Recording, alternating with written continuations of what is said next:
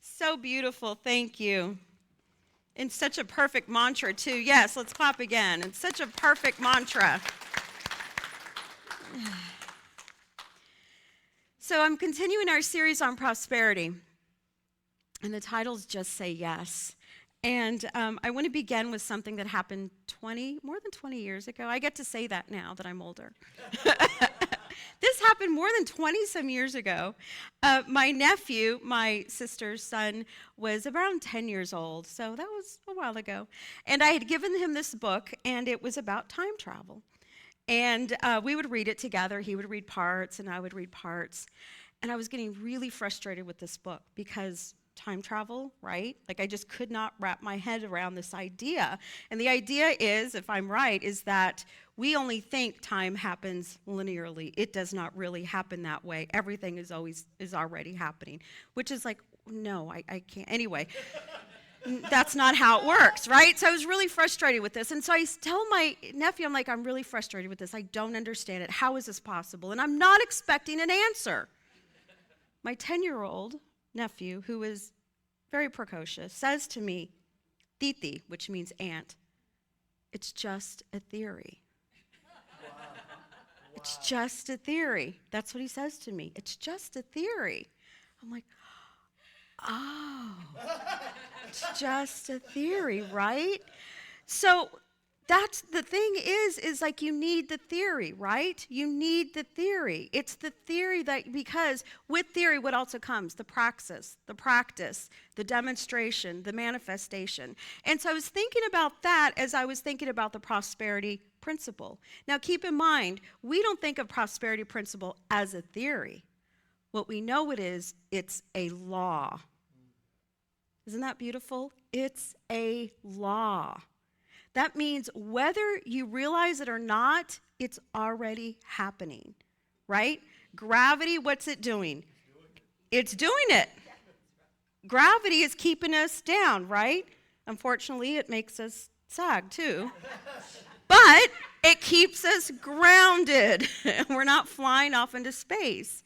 The same with prosperity, the same with principle, the same with law. It's right here, always, already available, whether you're paying attention or not. Does that make sense? Does that kind of help you about this? So the point is, it's that if it's already here, we might as well have a practice, right? We might as well use it. That's what God is.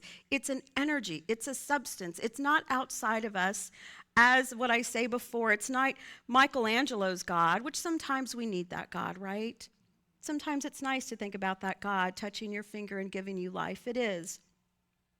But the idea is that it's a substance. It's an energy, and we mold it to create our lives. So that's what prosperity is. So what I want to talk about more today is a practice. And what Charles Fillmore says is like, so the thing is like, let's say yes to it, right? Say yes to it. Say yes. What's the word I'm looking for? That's the word. I've already been saying them, right? Be willing. Choose. Know that it's already here, right? Know that it's already here. So what does Charles Fillmore say, which in his prosperity book, which is what I've been using to work on this series, which, by the way, just a little plug, we will be teaching a class on prosperity in September, and I'll be doing it with Reverend Vita and my sister Chris, who's an LUT. I'll work out of this book, which is Charles Fillmore's book on prosperity. Vita will be doing Eric Butterworth's Spiritual Economics, and my sister Catherine Ponder. So this is all a plug. Join us in September, because here, I know it's a really long one. It's a long plug. I'm sorry, y'all. I'm sorry. I'm a little bit like this morning. Have you noticed? I'll try to get focused.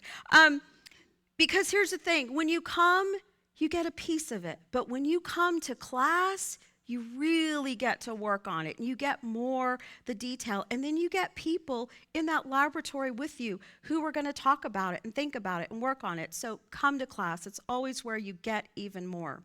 So going back to Charles Fillmore, how do we practice it? How do we say yes to the abundant life? What I'm trying to say is we practice it, right? It's already here. Let's have a practice around it. What he says is we affirm the law continuously and be loyal to it. Affirm it and be loyal to it. Affirm it and be loyal to it. Affirm that it's here. Know that it's here. No matter what, be loyal to that. Also, the other idea is be persistent. Have patience, right? And we live in a world where everything comes really fast, and that's how we want it, right? The Grubhub, whatever it is, Netflix. So Amazon, whatever, right? I want my package. Oh, it'll be here this afternoon, right? Instant gratification. Be patient. Be patient. Think about Myrtle Fillmore. How long did it take her to heal her body? I've told you all this before. 3. 3. Thank you. Yeah. 3 years. Every day being loyal. Every day. And she put Jesus in a chair next to her. Ask in my name. Right? Ask in my name and it will come. And it came. So be persistent. Be patient with it. And then what I want to say to that is when you feel stuck, go back to the willingness, right? Am I willing to be willing? Just keep going back to the willingness. Am I willing? And be hopeful, right? If you're hopeless, it's not going to get you anywhere. You're only going to create more hopelessness. So what I want to share this morning is biblical characters, figures, who said yes. They just said yes to this idea of prosperity. And they even said it when it isn't necessarily what they wanted to say. Because the other piece about saying yes is, guess what? Something will come. You're going to receive, right? That's the other piece. It's just like if you're a gardener, which I'm not, but I do know this. If I put carrot seeds in the ground, what am I going to get? Sunflowers? Exactly. Same thing. What you're holding in mind is what you're going to receive and that much more. Does that make sense? So if I put out negativity, what am I going to get back? More. Exactly. That's exactly it. So I always have an affirmation that I want us to take in. And this morning, just take a breath. And I'm going to take a breath too. When I say yes to divine life, I receive abundance. Take a breath with that. And even check in and see where you feel that. When I say yes to divine life, I receive abundance. Let yourself feel it. Feel into it. Let yourself trust it. And even be willing to hear where it is, or if you don't trust it. Be willing to that. Be open. Be honest.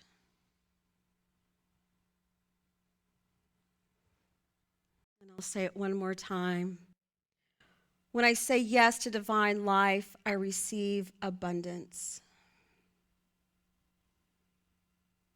And when you're willing, I'm going to continue talking about biblical figures that say yes to something greater, to divine life, and what they received was something in return. And I'll start with Moses. Remember Moses. God appears to him in the burning bush. And he doesn't immediately say yes, does he? Not even a little bit. He's like, me? What? No, not me. And he even says, I stutter. I can't do this. I can't lead people. But what does he do? He does it. And he leads his people out of bondage. And what does he get in return?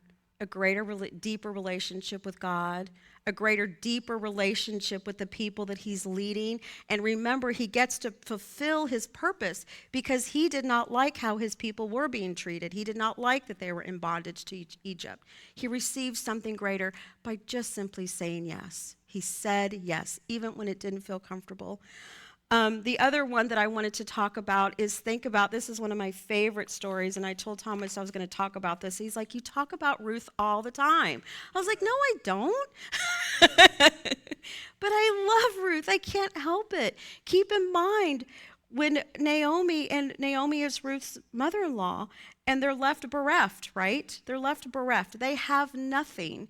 And Naomi says, Ruth, come, will you need to stay here. And she's like, no, I'm not going to stay here. She says, yes, I'm going to follow you. Why? Your people are my people. Your God is my God. What does she say? She says, yes. They go. They have absolutely nothing. They go back to Naomi's homeland. They have nothing. But Ruth, on Boaz's land, which happens to be Naomi's relative, gets to glean, which means she gets this little bit of wheat so that they can eat, right? This little bit. She says yes. Then she gets this abundant life. She marries the land owner, and then they have a baby. That baby happens to be King David. Is that not beautiful? So there's more and more that comes from that saying yes. Jesus, right? Jesus says yes. Jesus says yes. Think about him in the Garden of Gethsemane. I've talked about that, right? And saying, I don't want this cup. I don't want this cup. This isn't the cup I want. But at the same time, he surrenders. He surrenders, and he's like, you know what? Okay, I'm going to take this cup because this is your will. This is your will. And what does he know? For us, that sits hard with us, because what do we know? He's going to be crucified. He's going to be killed. He's going to his death. But for him, is it a death? No, it's not a death. For him, it's not a death. For him is letting go of physical form. For him, he still has life in the divine life. That is what his belief is there's still going to be this life. So that's Jesus. That's Jesus saying yes, just saying yes. And then the last one, I can't help it, but think about Paul on the road to Damascus. Think about Paul, and think about when Jesus comes, because keep in mind, Paul was a Jesus persecutor. Think about that. A persecutor. How does it feel in your body when you're condemning, when you're judging, when you're blaming, when you're criticizing, when you're persecuting? How does that feel? That is not life affirming, is it? That's not saying yes to life, right? That's where he was. Why are you persecuting me? It completely turns Paul around. It completely turns everything around for Paul. Then who does he become? Life-affirming, creative. He creates a community of love, a community of faith, an abundant community, right? Think about that, an abundant community. That's what he creates. So, and this part I absolutely love, and he writes it in Philippians, and I love this. He says, I have learned the secret of being content in any and every situation. Have y'all learned that? See the look on Heather's face. That's why we're here, right? That's why we're here. I have learned the secret of being content in any and every situation. Why is that? Because I can do all this through him who gives me strength. That's saying yes to divine life. When I say yes to divine life, I can do it all. And I can trust. I can be content in all of it because I trust it. And I know that it's going to work out for my good, right? So, saying yes to life. Or another way of putting it, get busy living or get busy dying. Does anyone recognize that? You know what I'm talking about. Get busy living or get busy dying. One of my favorite movies that I stayed up till 1 o'clock at night watching last night, I couldn't help myself. Shawshank Redemption. Who has seen that? A lot of y'all. So y'all are going to recognize this, right? It's an amazing film. If you haven't seen it, it is based on a novella by Stephen King called Rita Hayworth and Shawshank Redemption. So the movie came out in the 94, and it's Tim Robbins and Morgan Freeman. And if you know it, and those who don't, I'll just give you a quick little summary, is that Tim Robinson's character, whose name is Andy, is wrongfully accused of 2 murders and is imprisoned. He did not commit these murders. And it was supposedly gets accused of murdering his wife and her lover, which he did not. But anyway, he's sent to Shawshank, and it is a hard prison, and it's a very corrupt prison. And that's what you need to know about it. And what's so beautiful about it is that Andy, in spite of being in this limitation and imprisoned, right? Think about that for us, right? Limitation, prisoned in our minds. We can think of it that in that sort of way symbolically, but in spite of that, he still knows it's this greater life, and he's going to live from that place. If you've seen the movie, you know that. And at one point, what he says to Andy says to Red, he says, there are things in this world not carved out of gray stone, that there's a small place inside of us they can never lock away, and that place is called hope. And Red says in response, hope is a dangerous thing. Drive a man insane. It's got no place here. Better get used to that idea. However, Andy does not live by that. He lives by hope. He lives by persistence. One of the things he does, if you'll remember, is for 6 years, once a week, he writes a letter to the state to get money for a library. After 6 years, it happens. He gets money to build a library. He gets all of these books. He creates this amazing library. One of the inmates comes to him, doesn't know how to read and wants a GED. He does that. So he creates this amazing community. He says yes to the inner life and creates this life. It's just really so beautiful. And so the idea is get busy living or get busy dying, right? He got busy living. We say yes to the abundant life of God that is right here. He said yes to that, and even in the smallest of ways. So I want to share with you ways that I've said yes and what has come from it. One of the biggest things in my life that has changed is saying yes to volunteering at the youth and family ministry at Unity of Houston. And my son was really young, and he had to go in the nursery. Me being the helicopter mom I am, was going to have to be there with him, of course. So I had to say yes to volunteering to be with him. What I did not know is what I would receive in return. And that is that when you're in those classrooms, you learn the Unity teachings, right? Because then I said, I want to teach these young people. I love young people. I love teaching young people. I want to teach. Well, guess what you have to do? You have to learn. You have to learn. So I would learn and I would teach, and I would learn and I would teach. And what happened with my life? It started to get a hold of me. My life started to transform. I like to think for the better. Yeah, I really do. I'm hoping. I'd like to think. And it started to just open this whole other life for me. And I know that my calling to become a minister came from that. Came from saying yes to be a volunteer at the nursery. That's huge, right? This huge transformation came from one yes. From one yes. That's how life works, right? One yes. So this is something different that I've said yes to recently. And so my spouse likes alternative music. I know that sounds like a little thing. He does. I know. We love him anyway. So I love classical. I love opera. I love jazz. Would you tell me? I love swing. That's what you said to me. You're like, I love swing. I love Billie Holiday. I love 1940s music. So I kind of stay in that, right? So my spouse of a long time puts on alternative music. I don't know if y'all know what that is. Some of you might. Raise your hand if you know what alternative music. Okay, a lot of people know alternative music. He puts it on, and I think, will you please turn off that noise? You guys, I've been doing that to him for a very long time. I know, it's true. But there's something that's come out of this. Just wait. I know, forever. Why are you listening to that noise? Turn off that noise. What are you thinking? There is no harmony there. There is no, just judging his music. And I've done it for years. And then at some point I realized, what is that? It's limitation.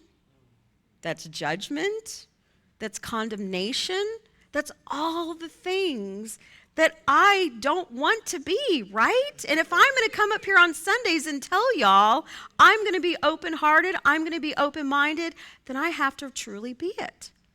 So what did I start doing? I started listening to alternative music. I know, it's huge. No. It may seem like a little thing, but you guys, this is big. And not only of that, but I have found other alternative various artists that I'd never heard. Phoebe Bridgers, never knew. You guys, Phoebe Bridgers, I get it now. I get it. It's beautiful. So here's what it seems really small. I get it. But here's what it's done. I'm open. I'm excited. I feel like I live in this realm of possibility. And even bigger than that, I'm back to my creative writing. Wow. Yeah. I know. And I'm not doing it for any kind of expectation. I'm doing it for myself. I'm doing it because I enjoy it. I'm doing it for the process of joy, for the process of living in possibility, for the process of just being creative, for the sake of being creative, for the sake of saying yes, for the sake of living an abundant life. That's big. That's big. That's what this teaching is. That's what it is. So thank you guys for listening to that. So when you give of yourself, you receive something greater. When you give up something that no longer works for you, you receive something greater. When you give up the limitation, the thoughts of lack, the condemnation, the judgment, the bitterness, whatever that is, you're going to receive something greater. Get busy living or get busy dying. And this is what Andy says to Red. Remember, Red, hope is a good thing, maybe the best of things, and no good thing ever dies. I will be hoping that this letter finds you and find you well. Your friend, Andy. And so Andy decides that he's going to get busy living. And so what Andy says at the ending, he says, he decides, I'm going to go see Andy. I'm going to go see Andy. And he says, I hope I can make it across the border. I hope to see my friend and shake his hand. I hope the Pacific is as blue as it has been in my dreams. I hope. And that's what I want to end with, my friends, my beloveds, is saying yes to divine life. That's my biggest hope for you, is that you say yes. And know that I love you all so much, and I'm so grateful for you, and I support you, and I encourage you. Amen. Amen.